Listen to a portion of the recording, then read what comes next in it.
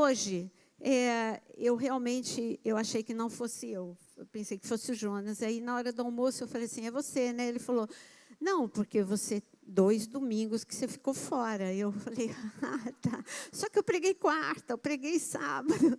Aí ele falou, não, é você. E aí eu fui buscar a Deus. E eu tenho uma palavra para entregar para vocês. A palavra é, eu não vou falar aquilo que vocês querem, eu vou falar o que vocês precisam ouvir. Foi isso que Deus começou assim, falando comigo.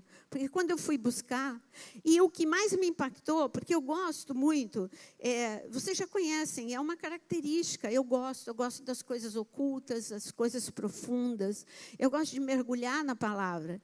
E quando ele me levou para um versículo, que foi o primeiro versículo que eu acho que qualquer pessoa, ela decora, quando ela recebe Jesus como seu Senhor e Salvador. Qual versículo você acha que é? Arrisca? Fala alto. Porque Deus amou o mundo. Vamos lá. Porque Deus amou o mundo de tal maneira que deu o seu Filho amado para que todo aquele que nele crê não pereça, mas tenha vida eterna. Aí, este versículo não é característica minha, para você ver como foi que Deus que mandou que eu falasse. Não que não é característica minha, é um versículo evangelístico. E eu não tenho o chamado para ser evangelista.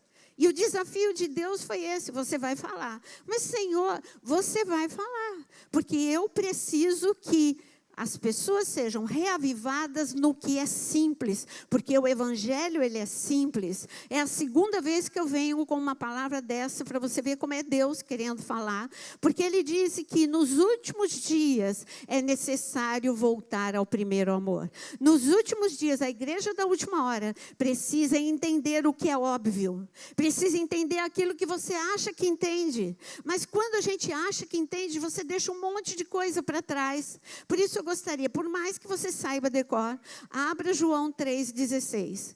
E quando você abre João 3,16, você precisa entender o contexto. E Jesus, ele falou isso por quê? Ele estava conversando com alguém. E quem é esse alguém?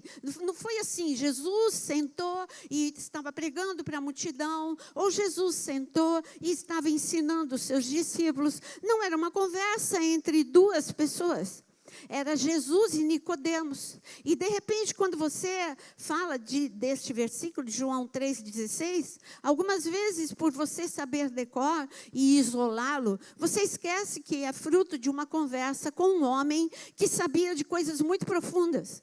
Nicodemos era um religioso, ele conhecia muito bem a palavra. Aliás, mais do que um religioso, ele era um mestre. Agora, Jesus vai e fala algo tão simples para um mestre, seria muito mais impactante para Nicodemos ouvir algum mistério que ele nunca tivesse entendido. Não, Jesus fala assim, eu vou te explicar. Ezequiel capítulo 1, aquela visão que o profeta teve do trono. Então eu vou te explicar todos os detalhes que tem ali. Não, eu vou te explicar o que você ainda não entendeu do tabernáculo de Moisés. Não, Jesus falou algo tão simples para aquele homem. E essa simplicidade e profundidade impactou aquele homem, a ponto de transformá-lo. Aquele homem que um dia foi buscá-lo, como está escrito aqui, foi buscá-lo à noite. A gente vê em João capítulo 19, este homem se expondo e dizendo, sabe uma coisa, eu creio em Jesus, eu vim aqui para buscar o corpo de Jesus junto com meu amigo José de Arimateia, e nós vamos levar Jesus para o túmulo, porque eu creio que ele vai ressuscitar. Só faltava ele anunciar todas essas coisas, mas esse homem que buscou Jesus de noite para não se expor, agora ele durante o dia, diante de autoridades como Pilatos, diante de todos os romanos, diante de todos os outros mestres, todo mundo vê que esse homem, a paixão por Cristo, falava mais alto do que a sua dignidade, do que toda a honra que ele recebia da parte dos outros mestres. Mas vamos ler o que está escrito a respeito de você saber decor. Ele teve uma conversa no versículo 1, havia um fariseu chamado Nicodemos, uma autoridade entre os judeus. Ele veio a Jesus à noite e disse: Mestre, sabemos que ensina da parte de Deus, pois ninguém pode realizar os sinais milagrosos que estás fazendo se Deus não estiver com ele. Você viu o que o atraiu, o que o impactou, por que ele foi para Jesus? Ele estava dizendo: olha, eu também ensino, mas o meu ensino é chato. Eu lembro de um livro do Peter Wagner, que ele estava explicando sobre ministérios. Não lembro o título do livro, porque eu li há mais de 20 anos atrás, mas é um livro que eu leria de novo. Ele fala dos 5 ministérios no corpo de Cristo, e ele fala da variação em cada um. Por exemplo, o mestre, ele fala das variações de mestres, desde o mestre de uma escola bíblica, mestre para as crianças, o mestre profético. E aí ele estava falando: olha, um dia, eu sempre tive o chamado de mestre. O Peter Wagner, ele fala no livro dele. Mas eu digo para vocês que sem a unção profética, eu não conseguiria me ouvir. Eu era um mestre chato. Eu garanto que minha aula dava sono em todo mundo, e eu tenho dó dos meus alunos. Mas eu comecei a buscar a Deus porque eu queria, porque eu me espelhei em Jesus. Quando Jesus ensinava, todo mundo ficava de boca aberta, todo mundo ficava olhando para ele. Então, eu me inspirei em Jesus, e era isso que eu queria. Eu queria um ministério totalmente ungido por ele. Sabe o que eu quero te dizer? Eu sei que o que atrai você é o poder, e não tem nada de mais nisso. É realmente, Deus quer que você seja atraído, porque Deus é poder. Ele é a fonte de todo poder. Se a gente aqui, nós mulheres, quem estava aqui, mulheres que viram a senhora levantar da cadeira de rodas, nós ficamos extasiadas, impactadas. E sabe o que eu falei na hora que eu vi aquela senhora? Eu falei assim: eu não quero que isso seja uma história para a gente contar daqui 2 meses, dizendo: por quê? No dia da casa de cura, uma mulher levantou da cadeira de rodas. Não, eu quero que a gente tenha sempre milagres novos para contar. É isso que José de Arimateia, isso que Nicodemos, ele chegou até Jesus. Senhor, em outras palavras, eu estou impactado. Quando o Senhor ensina coisas que faz o nosso coração ficar acelerado. E tem mais, enquanto o Senhor está ensinando, coisas acontecem no mundo natural, porque as palavras que saem da tua boca são palavras de poder e de glória. Querido, é isso que tem que acontecer na sua vida. A oração que sai da tua boca é uma oração de poder que muda todo o ambiente. Quando você estiver falando, por mais simples que seja, a palavra que fluir dos teus lábios, para quem quer que seja, no teu trabalho, na escola, na tua casa, serão palavras de poder que deixarão as pessoas impactadas com o poder que flui da tua vida. E não uma palavra chata ou uma palavra vazia, mas é uma palavra cheia do poder de Deus. Se você tem essa sede, faça como Nicodemos. Senhor, eu não quero nada menos do que isso. Era isso que Nicodemos estava dizendo. Eu também quero isso. Você quer mais de Deus? Se você quer mais, fica de mão levantada. Senhor, eu quero agora, Senhor, clamar por cada pessoa que está pedindo mais de Ti, mais unção, mais discernimento, mais abertura de olhos, mais óleo, Senhor, e mais poder e mais glória. Sinais, prodígios e maravilhas fluirão através da sua vida, em nome de Jesus. Amém? Então, a conversa foi longa, mas eu quero chegar no momento de João 3,16. Poderia falar muitas coisas, porque a conversa, como eu disse, foi longa. Mas chega um momento em que Jesus, eu vou começar antes, no versículo 13. Jesus começa a falar de mistérios agora. E ele diz: ninguém jamais subiu ao céu, a não ser aquele que veio do céu, o Filho do Homem. Ele começou a falar de algo que Nicodemos nunca tinha entendido. Ele está falando: olha, tudo começou com, eu estou aqui, eu estou na terra, eu estou cumprindo o meu ministério, mas tudo começou com um plano perfeito lá no céu. Então, eu vou voltar para o céu. Ele está falando de uma coisa que Nicodemos não entendeu nada. Não entendeu nem a sua estadia aqui na terra, quanto mais que ele voltaria para o céu. Olha, eu vou subir para o céu, mas ninguém pode subir se não desceu. Eu desci. desci, eu vim, eu não vim por causa da planta, eu não vim por causa da pedra, eu vim por causa de homens, de filhos, eu vim por tua causa. Em outras palavras, Jesus estava falando, eu deixei o céu por amor a você. O que eu quero te dizer é que essa noite é um convite para você entender o amor de Deus.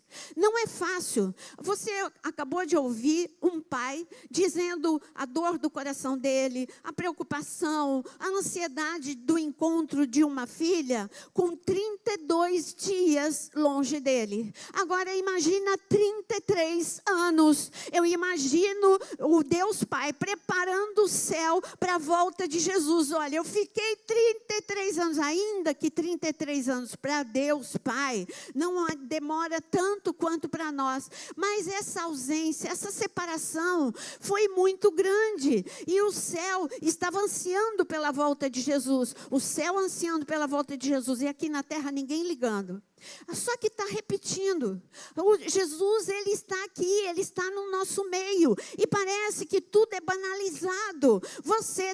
Quando você tem vontade, você busca. Quando você não tem vontade, você não busca. Quando você tem vontade, você ouve. Quando você não tem vontade, você não ouve. Mas você não está entendendo que Jesus está aqui e ele quer se revelar a você.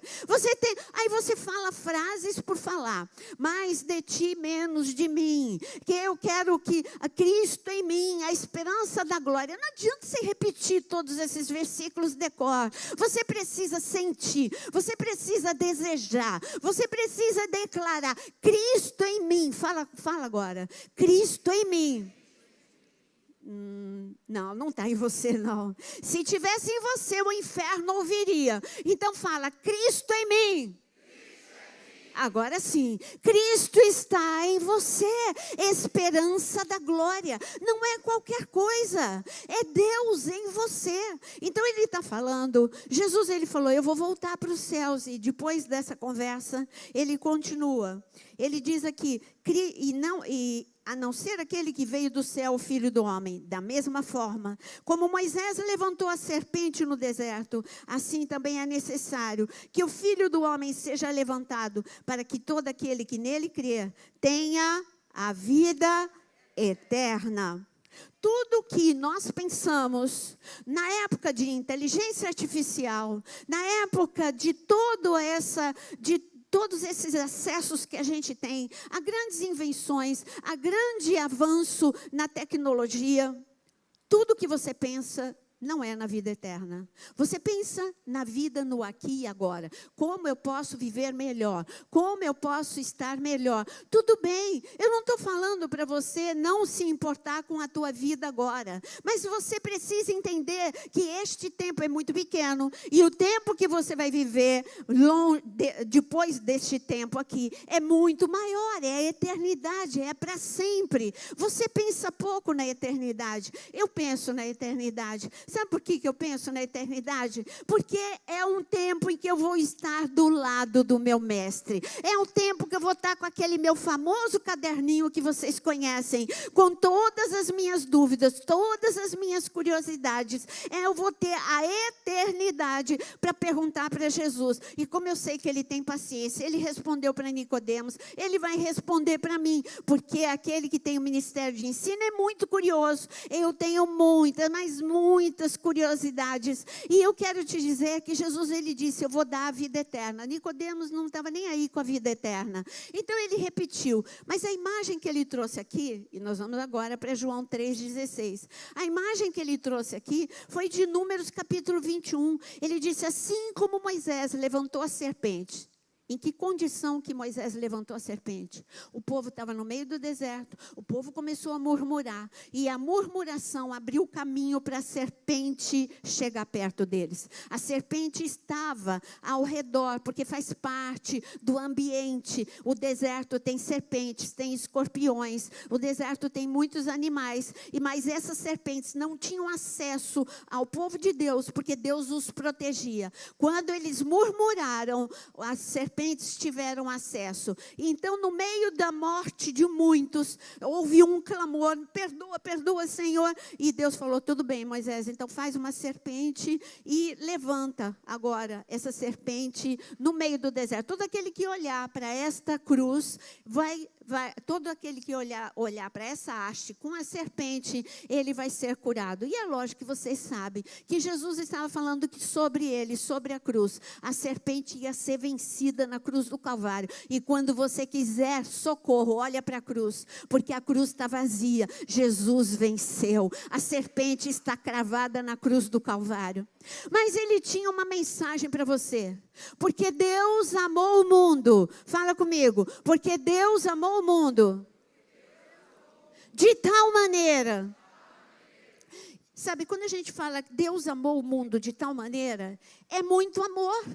Ele está falando de uma maneira que você não consegue entender. E quando ele fala, parece muito generalizado. Quando ele fala, eu amei o mundo, ele amou o judeu. Ele amou o romano. Ele amou todos. Ele ama o judeu hoje, ele ama o árabe, ele ama o cristão, ele amou o mundo, ele ama as nações, ele amou e amou com intensidade. Mas espera aí, isso continua muito geral.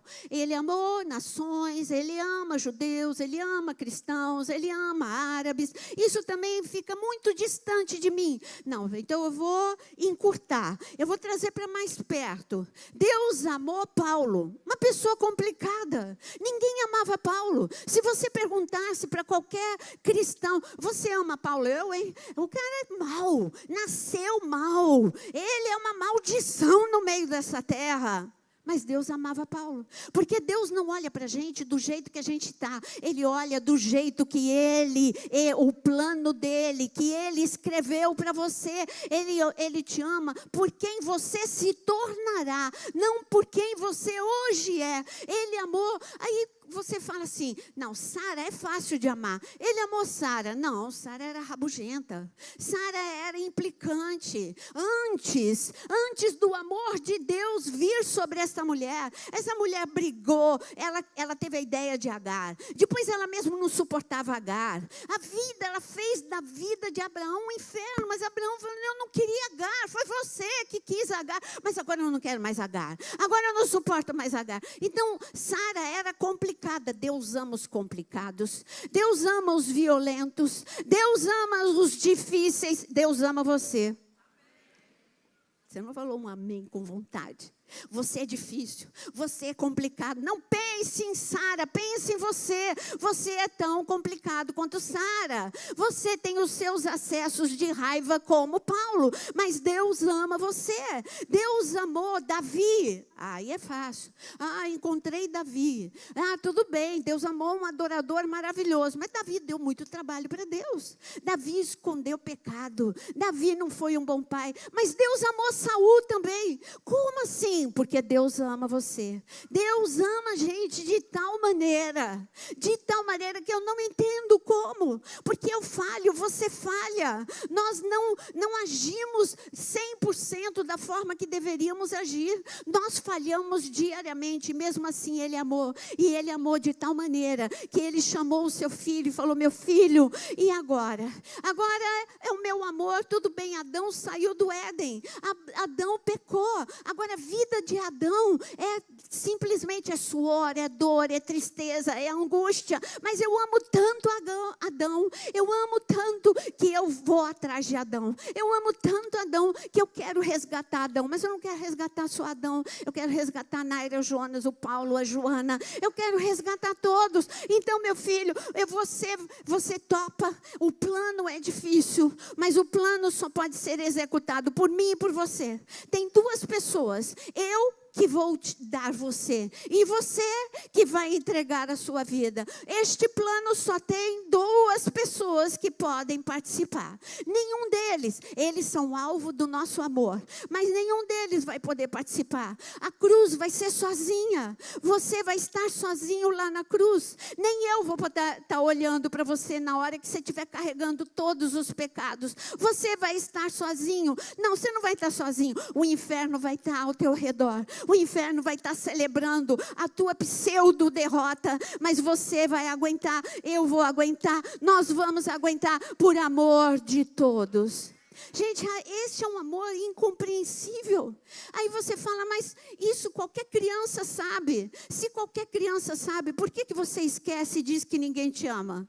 Se qualquer criança sabe, por que você esquece e você diz que as pessoas falham com você e você fica frustrado? Tudo bem, todo mundo vai falhar com você, mas Deus não falha com você. As pessoas que têm certeza do amor de Deus podem ficar até tristes com determinadas situações, mas ela tem tanta certeza do amor de Deus. O amor de Deus é tão real que ela levanta. Esse é o segredo de todo aquele que não fica prostrado. Ele se levanta olhando para aquele que o ama, para aquele que dá a mão em todas as situações. Deus dá a mão para você em todas as situações. Amém? Deus amou o mundo de tal maneira.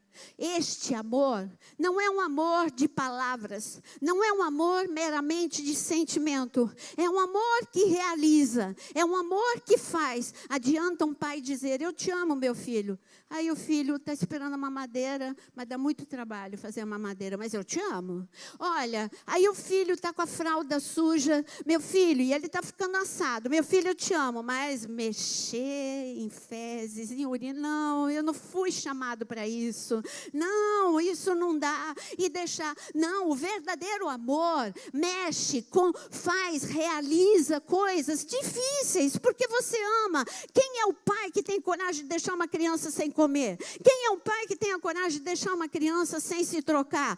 Não existe isso. Existe, sim, excesso de maldade, tem por aí. Mas eu estou falando em forma geral. Não existe. Deus se envolve com você porque Ele te ama. Você precisa de uma mamadeira, Ele vai, eu não me canso, eu vou atrás de você, eu te dou quantas mamadeiras você precisar. Vou puxar a tua orelha porque já está na hora do mingau. Vou puxar a tua orelha porque já está na hora de um alimento sólido. Mas eu não vou deixar você desamparado. Posso te dar um tapinha para você levantar quando você estiver fazendo birra, mas eu não vou te deixar desamparado. Esse é o amor de Deus. Ele se envolveu. Por isso que está escrito, Deus amou o mundo de tal maneira que ficou dizendo lá no céu, eu amo Adão, eu amo a Davi, eu amo Saul, eu amo a Naira, eu amo, mas nada fez, não. Eu amo o mundo de tal forma que eu dou meu filho.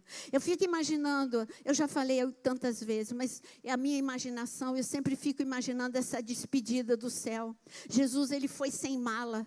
Jesus, ele desceu dos céus, ele se despojou de toda a divindade. Ele veio aqui para enfrentar o pior momento. Talvez eu perguntasse, se eu estivesse ali no céu, eu ia perguntar, Deus, posso ir na geração que tem ar-condicionado, que tem avião? Não, Jesus veio por amor numa geração que não tinha nada. Vai lá em algumas cidades arqueológicas que tem lá em Israel, vai ver como que eram as casas do primeiro século. Elas tinham a janela pequenininha, as camas todas desconfortáveis, sem aquecedor no inverno, sem ar-condicionado no calor. Mas cada vez que Jesus estava suando em bica, ele lembrava de você, ele lembrava dos que estavam ao redor e ele pensava em nós, porque ele é onisciente e ele te via. Quando ele foi para a cruz do Calvário, ele foi com o teu nome no coração dele, ele foi com o teu nome gravado na mão dele. O teu nome tinha um espaço lá e lá estava escrito o teu nome. Deus amou o mundo de tal maneira que deu o seu Filho amado. Eu queria que você abrisse, nós vamos voltar para João 3, mas abre em Atos 16. Deus amou o mundo de tal maneira que amou um carcereiro. E esse carcereiro é um carcereiro que ele era um homem mau. Era a profissão dele, mas ele era um homem mau. Este carcereiro, que nós não sabemos o nome, eu vou resumir a história. Paulo e Silas foram presos. Paulo e Silas foram duramente espancados. Eles ficaram muito feridos, mas muito feridos mesmo. E então, o carcereiro, que não sabemos o nome, está escrito no versículo 23, depois de serem severamente açoitados. Gente, severamente, sabe o que é severamente? É açoitado com gosto mesmo. Eles estavam tremendamente feridos. depois de Paulo e Silas terem sido severamente açoitados, foram lançados na prisão. O carcereiro recebeu instrução para vigiá-los com cuidado, e tendo recebido tais ordens, ele os lançou no cárcere interior e lhes prendeu os pés no tronco. Quer dizer, olha a crueldade, ele recebeu ordem, cuida desses, esses aqui não podem fugir. Aqueles homens tremendamente feridos, ele colocou numa solitária. Esse cárcere interior era uma solitária, era o pior, era aquele buraco mesmo, com rato, com dificuldade. Ainda eles feridos, ele tranca, ele ainda coloca correntes num tronco. Eles ficaram totalmente desconfortáveis, um não podia ajudar o outro, eles estavam algemados as mãos, algemados os pés, mas Deus amou o mundo de tal maneira que amou Paulo, amou Silas e amou o carcereiro. Como assim amar o carcereiro? Sim, porque Deus, Ele olha para você, como eu disse no início, em quem você vai se tornar. Eu quero dizer que se você acha, mas eu já me converti, aí você vem com a tua listinha, eu já me converti, eu já passei pelas águas, eu já fui batizado no Espírito Santo, eu já fiz o encontro, eu já fiz o CTPA, eu estou fazendo escola bíblica, eu já fiz tudo, eu estou fazendo muita coisa, eu sou tão bonzinho, eu sou tão maravilhoso. Ah, não, nós não somos essa belezinha toda. Sabe quem conhece verdadeiramente a gente? Quem está dentro da nossa casa. Aí eu posso perguntar para alguém da sua casa quem é essa belezinha? Então, se eu perguntar, será que você foi totalmente transformado? Mas você acha também que Deus só quer uma transformação nos relacionamentos? Não, Deus quer você cheio de poder. Deus quer você um canal vivo dele aqui, fluindo sinais, prodígios e maravilhas. Mas tem muita gente que se conforma em ser um charco. O que é charco? Quando eu fiz um devocional e ali Deus falou mais comigo do que para eu ir, porque antes de eu fazer o devocional, o Jonas vê qual é o processo. Primeiro eu recebo para depois entregar para as pessoas. Então eu garanto que eu recebi mais do que para as pessoas que eu entreguei. E em Ezequiel 47, nós temos aquela imagem daquele rio lindo, maravilhoso, que fluía do trono de Deus. E por onde aquele rio passava, ele transformava aquilo que estava morto, vivia. E então, e tinha muitos cardumes de peixe naquele rio, um rio vivo que levava vida. Ai, que imagem linda. Ezequiel tem a sua experiência. Ezequiel, ele vai com águas até a canela, até o joelho, e depois vai até a cintura, e Ezequiel nada.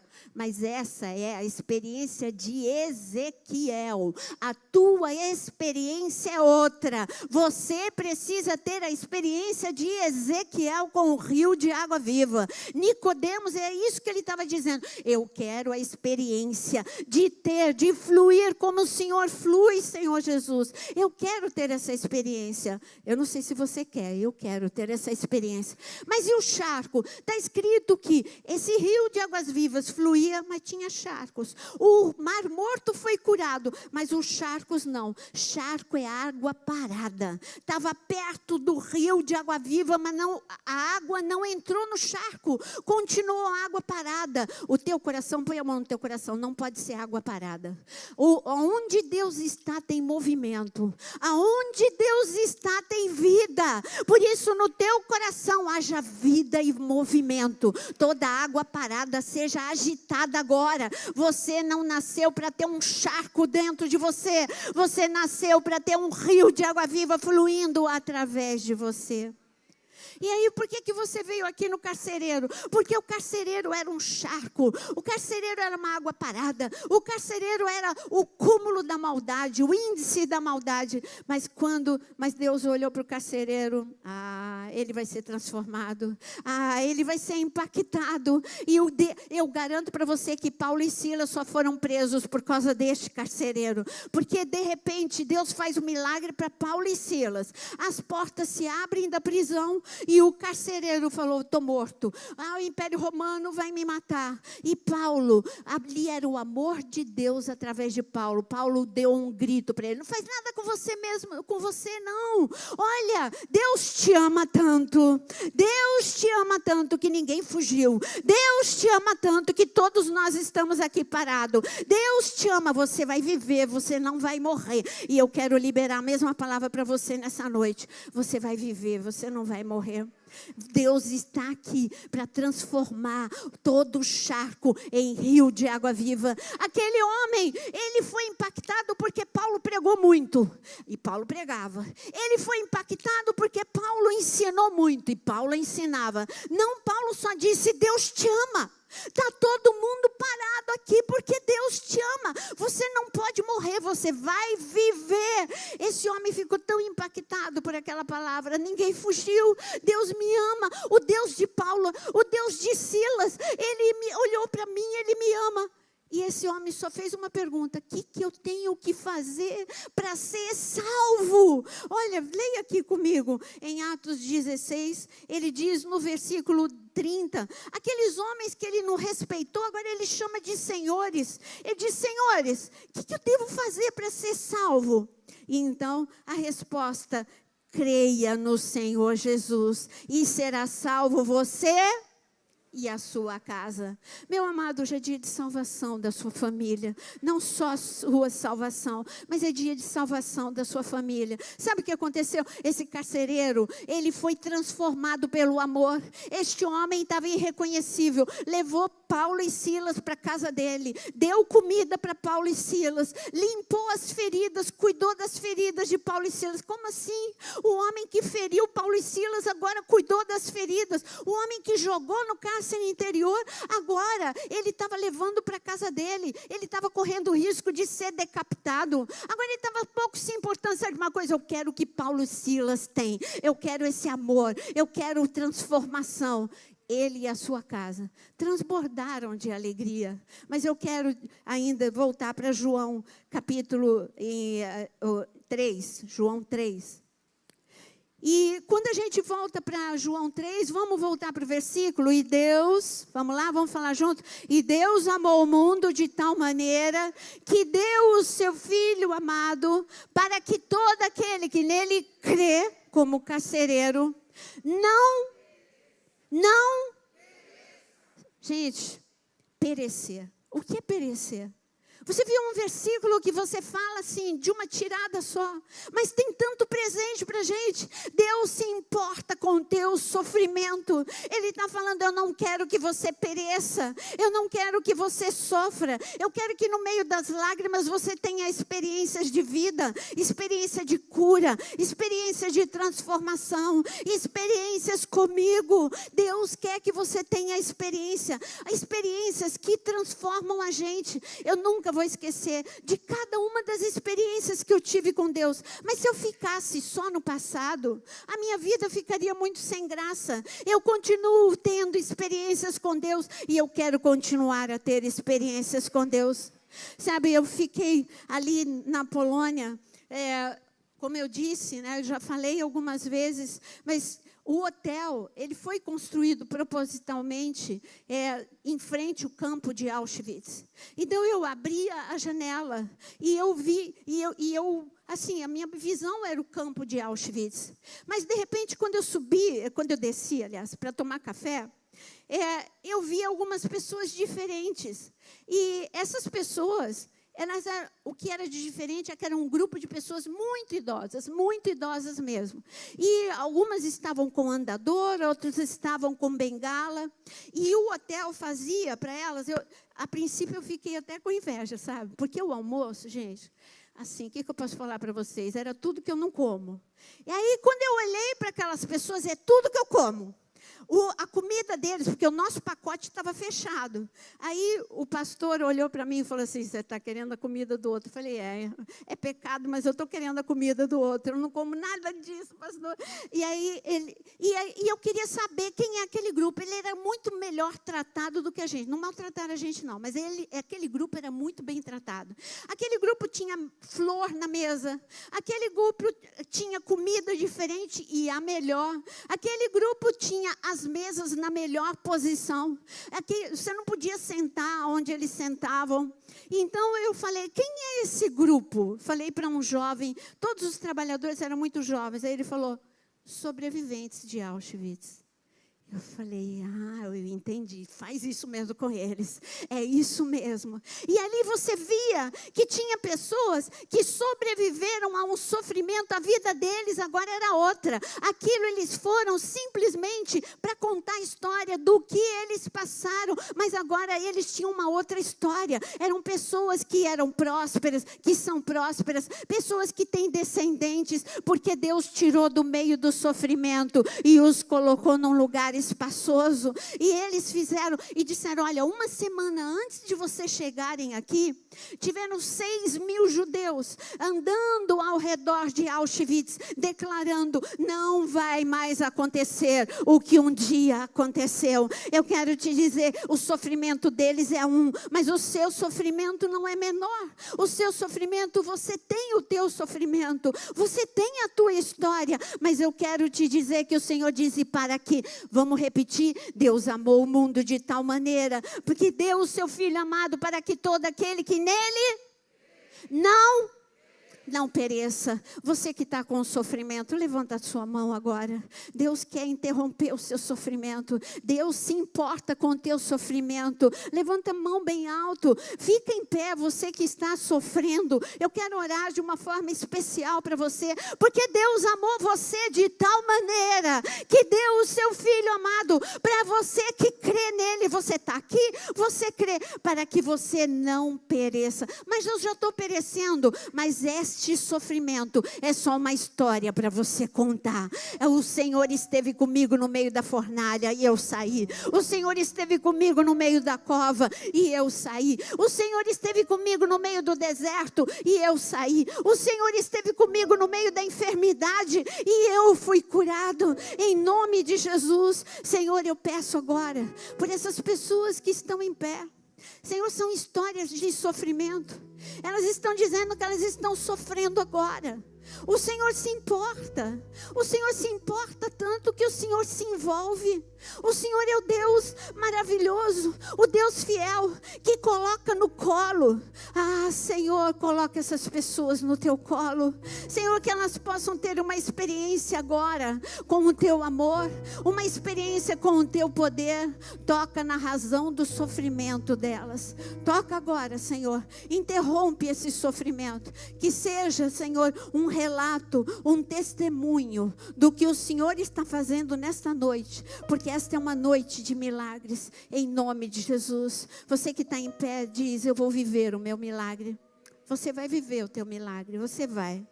Pode sentar só mais um minutinho. Eu falei de colocar no colo. Deus ama a gente de tal maneira que coloca a gente no colo. Eu não vou abrir para você, mas depois você leia na sua casa, em Marcos 9:36. Jesus está com os discípulos. Aí os discípulos, não, a criança está interrompendo. Aí Jesus pega uma criança, aquela que eles não queriam deixar chegar perto. Jesus pega, traz para o centro a criança. E Jesus pega no colo, essa passagem eu amo. Jesus pega no colo. Quantas vezes nas minhas carências eu falo, ai Senhor, eu queria ser essa criança. E um dia o Senhor falou comigo, e qual é o teu problema de vir para o meu colo? Isaías 46, eu disse que eu coloco no colo até quando você tiver cabelo branco. Sabe o que te impede de vir para o meu colo? É porque você cresceu. E o reino dos céus, você tem que ser como uma criança. Você não tem que ter problema de vir para o meu colo, porque você tem que ter certeza do meu amor. Eu te amo quando você era bebê, quando você era criança. Eu te amo na idade madura, na idade mais madura. Eu te amo o tempo todo, eu amo vocês. E o Senhor está falando, vem para o meu colo nessa noite. Davi teve uma experiência de colo, e eu quero ler essa experiência de colo. Porque Deus falou, pede para o meu povo vir para o meu colo nessa noite, no Salmo 133. Esse sim, eu gostaria que você lesse. Salmo 133, versículo 2. Fez parte do nosso devocional, 131, desculpa, versículo 2. fez parte do nosso devocional hoje. E só confirmou aquilo que Deus já tinha falado comigo. Olha o que Davi fala. De fato, eu me acalmei, tranquilizei a minha alma. Todo problema da gente está na alma. O espírito, você tem fé. Você ama Deus. Espiritualmente falando, se você não amasse a Deus, você não estava aqui.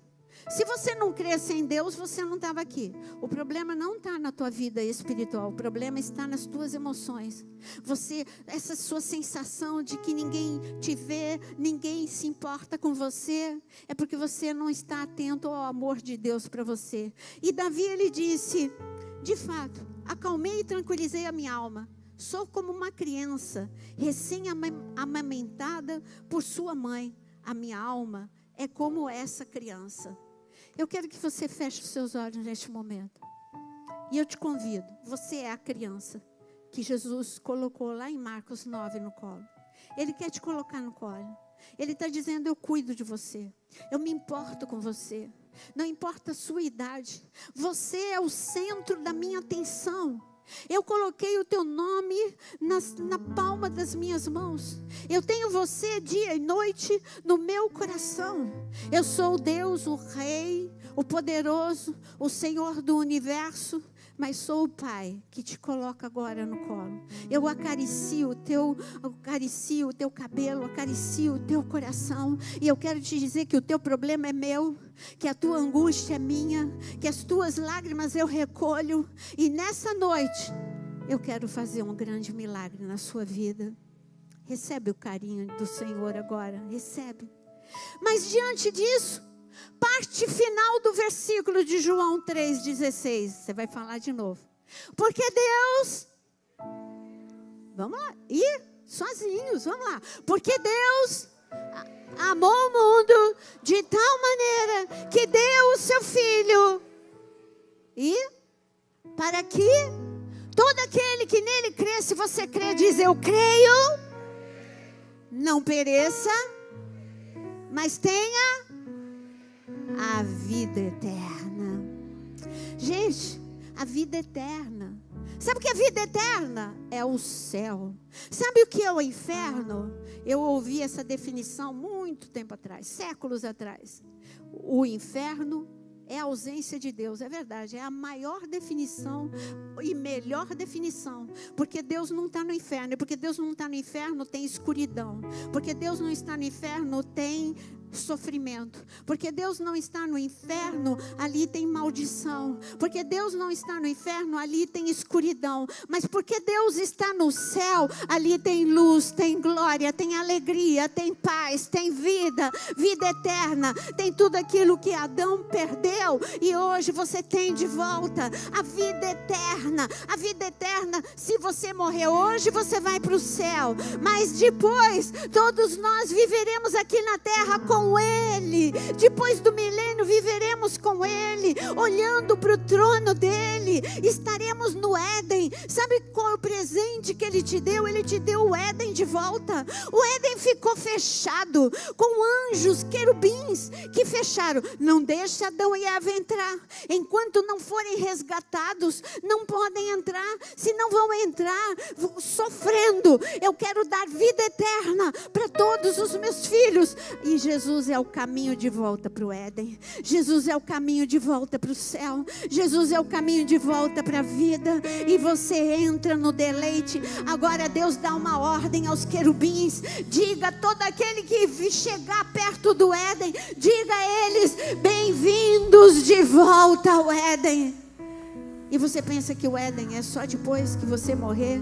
Você pode viver o teu Éden agora. A tua casa é um inferno ou é um Éden? Que a tua casa se transforme no Éden agora, em nome de Jesus. O teu coração é um inferno ou é um Éden? Que o Senhor transforme agora o teu coração. Que toda agitação, que toda preocupação, que toda angústia caia por terra. Que o Senhor traga o que tinha no Éden: sossego, paz, alegria, presença de Deus. Eu queria te convidar a ficar em pé. E sabe para quê? Jesus, Ele não cansa de dizer, eu te amo.